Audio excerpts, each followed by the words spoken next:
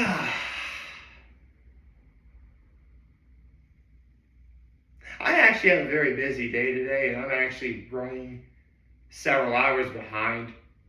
If only my bed wasn't so comfortable. Anyway, good morning, happy Saturday, everyone. Let's get to my low, my high, my act of kindness. Um, let's see.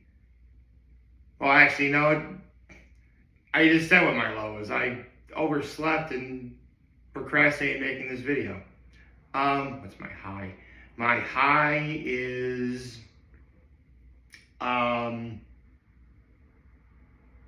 actually yesterday was a beautiful day out. It's a beautiful day out right now. And I got to spend the evening with my folks. It was actually really nice. And what is my act of kindness? Actually, my folks and I went out to dinner last night, and I arrived early, and I got us our table. So, yeah, that's what I did.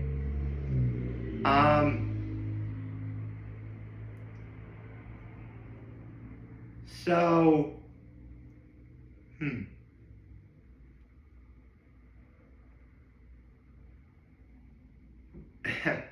you know what? See, I actually do have a topic that I do want to talk about. I'm just not entirely sure it's really going to apply to anyone because it's something that is exclusive to certain people. But for pretty much my entire life, my family have been members at the Corning Country Club, and that's actually where I went with my folks to dinner last night. I mean, if you're looking for TLDR, it was a wonderful experience. It was a wonderful evening. Shout out to the Corning Country Club for such a wonderful experience. But it actually got me thinking of like all the memories that I have at that place, because I am not exaggerating when I tell you that for probably my entire life, to some capacity, the Corning Country Club has been part of my life. It has been.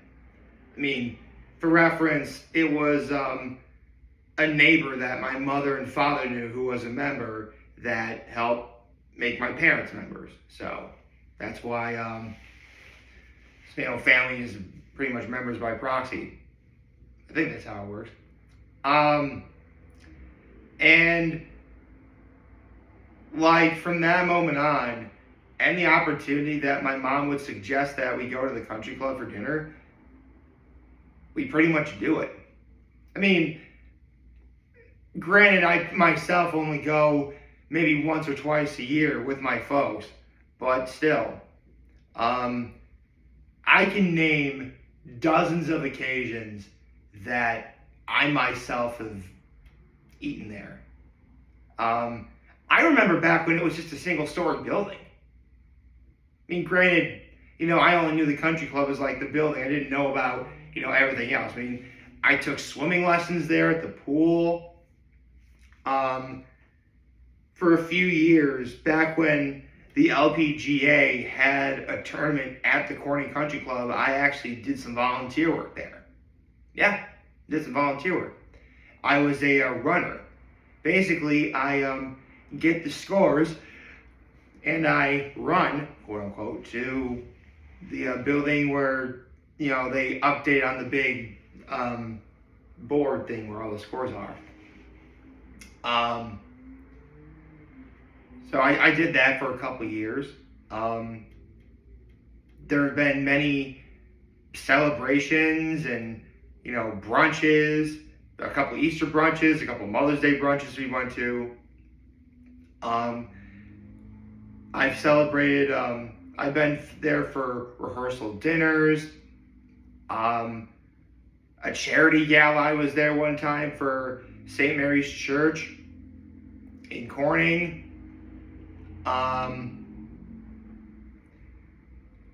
Sadly, I have also been there for Um, after several times after funerals. Um, Fortunately, that was you know not the best of circumstances, but you know the staff at Corning always did a great job. I mean, they did a great job last night. I'm not even going to exaggerate that. I am serious as a heart attack when I tell you that whether I've realized or not, the club has been like just one of those staples in my life that it's hard to ignore. And I'm pretty sure it's going to be like that forever. Not that I mind it, but that's just what.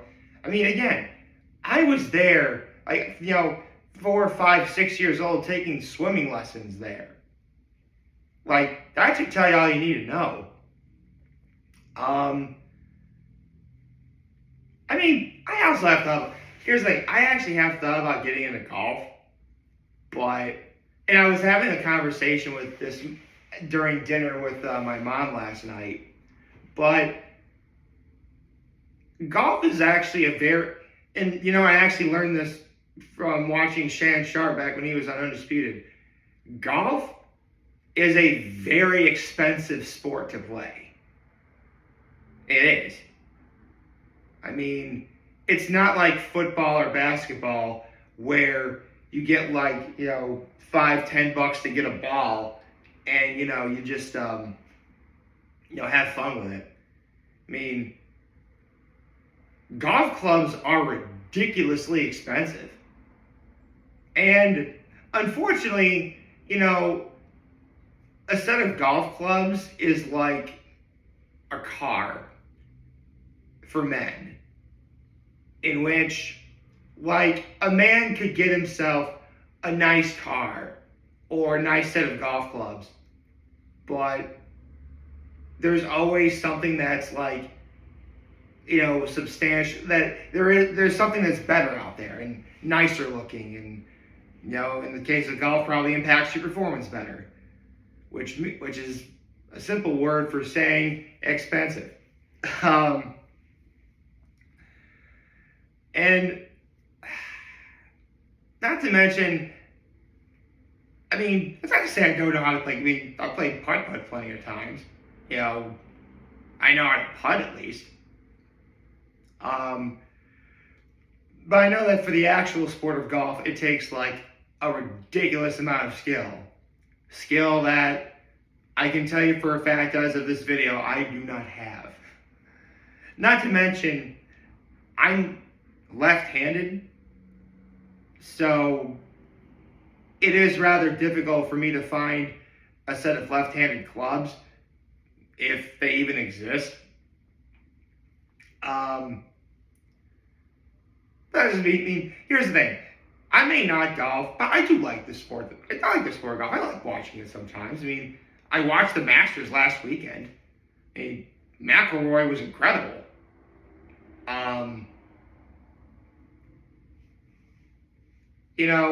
And I definitely always feel that whenever you see like a ball that's like right next to the hole, or in the case of what I saw last night, because there was a women's golf tournament on TV at the club, like the ball, it literally it looks like it's gonna go in, but it like rolls out along the edges, like rolls away from it, like, oh, that hurt, man.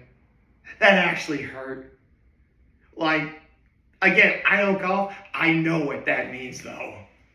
Holy cow. Like, seeing stuff like that hurts. It really hurts. Like, again, if you are someone who golfs, you definitely, if I was wearing a hat, this is the part where I'd be tipping it off to you.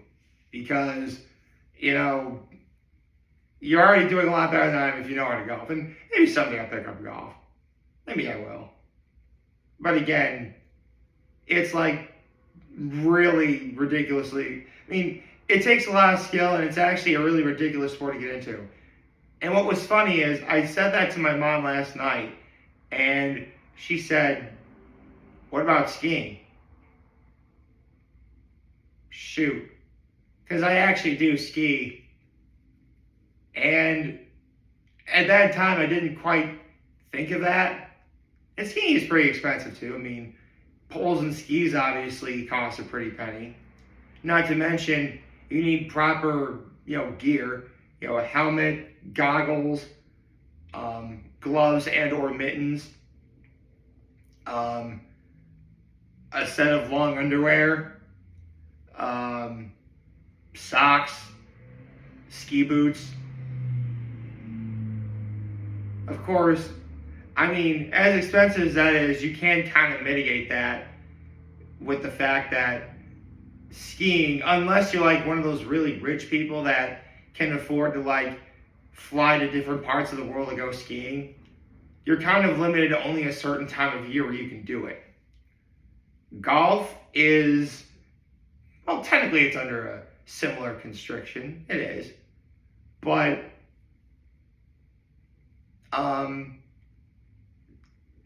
it's definitely a lot more accessible with, where you can go to do it, as well as how long during the year. I mean, there are people I've known who've gone golfing on December 31st.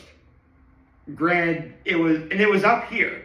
Granted, it was a particularly warm day when that happened, but still.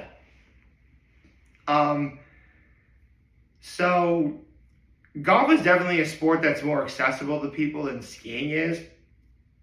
I mean, but I'm glad I can say that I ski. Yeah, maybe I will take up golf someday. I would like to get into it a little bit. I mean, I would probably be utter garbage at it, but who knows? Maybe I'd be a lot better than I'm letting on. I don't know. Anyway, back to the club. The dinner I had at the country club was wonderful. I swear, every time I go, it always feels like they changed the menu. Like, really and truly. But the menu looked phenomenal. It was actually fun. I opened up the menu because, they have like, there's a page for like appetizers and salads and like, and the next page was their lunch menu, but I didn't see it was a lunch menu. So, oh, that's a lunch menu. I can't look at it. The lunch menu looked really good too. Which was the funny part. But it was the page after that was the dinner menu, and everything looked phenomenal. There was like several things I could have gotten. I could have gotten the chicken parm or the chicken piccata. The shrimp Florentine looked great. The pork chop looked really good. My father actually wound up getting the filet. Every time we go to the club on a Friday night, my mom gets their fish fry, which I have had their fish fry before. The fish fry is really good. But I wound up getting their arugula pesto pasta, which was phenomenal. No, it really was truly phenomenal. The pasta was cooked to a perfect al dente. It came with bits of Italian sausage and pancetta, cooked perfectly. And full stop, over the last several months, I've actually been on like a pesto kick. Actually, that reminds me, hold on.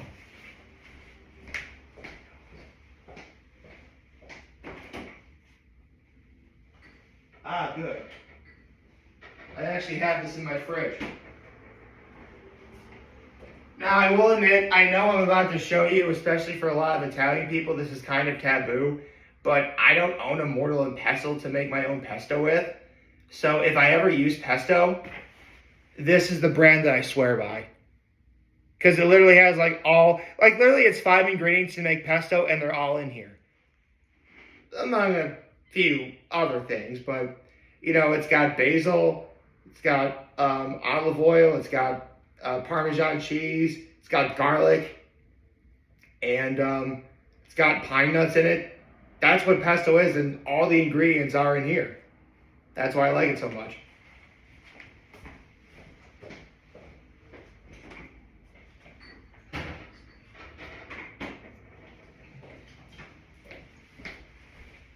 And I put that stuff on, I mean, I put it on pasta too, but I put it on salads. I put it in my soup sometimes. It's actually really good in soup. Um, I love pesto. I really do. I mean, it's got garlic, probably my favorite ingredient of all time. Basil, my favorite herb of all time. Olive oil, which, you know what? I actually have, you know what? I think due to the weather, I'm kind of craving olive oil a little more. I mean, it's getting warm out, and it's great having, casseroles and stuff in the slow cooker and stuff with copious amounts of butter. But we're getting to that time of year where, fresh produce is on the rise. Fresh produce, breaking out the grill and barbecue, seafood, olive oil, like something that's lighter and fresher. I feel like we're getting into that time of year to have it, and it's great. But this pesto I had last night was made with arugula and not basil, which I still thought was really good. I mean, here's the thing. Arugula really isn't an herb so much as it is a green you would use for like lettuce. But with that said, arugula does have a sort of like fresh peppery note to it, which really did play well with the bits of Italian sausage and pancetta that were in it. I was thoroughly impressed. It was very good. I mean, easily one of the best meals I've had at the country club in years. For sure. And I've had a lot of good stuff at the club. I mean, I've had a steak at the club before. I've had their chicken parm before. Whenever I've been there for like a brunch or a big party, their spreads are usually, top quality. Yeah. I mean, I really have nothing but good things to say about the Corning Country Club. I mean, if I did have to make one complaint, it's going to the club is something that we only do once a month. And, it feels like, man, why go again, But, you gotta be patient and wait. So, I will be patient and wait. And you know what? And I'll tell you what though, the people that were there, like, I get there, it's crowded. Like, is there a party going on upstairs? There wasn't a party going on upstairs. Actually, I do have a funny story. Because a few years ago, there was an incident with flooding from their sprinkler system, I believe. And my father's flooring store wound up replacing the carpeting for their upstairs, where they have all their parties. And I was actually in charge of driving the big rolls of carpet over to where the club was, so the actual guys who installed the carpet could keep working. And I actually got pulled over by the police.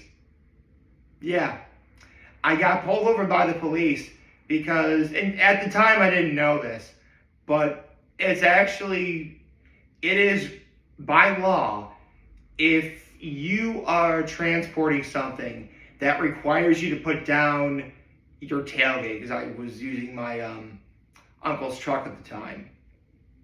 If you're driving something that requires or carrying something that requires you to put down your tailgate, it can't stick out any farther than like 2 feet. And these were like 16 foot wide rolls of carpet because we roll them the short way.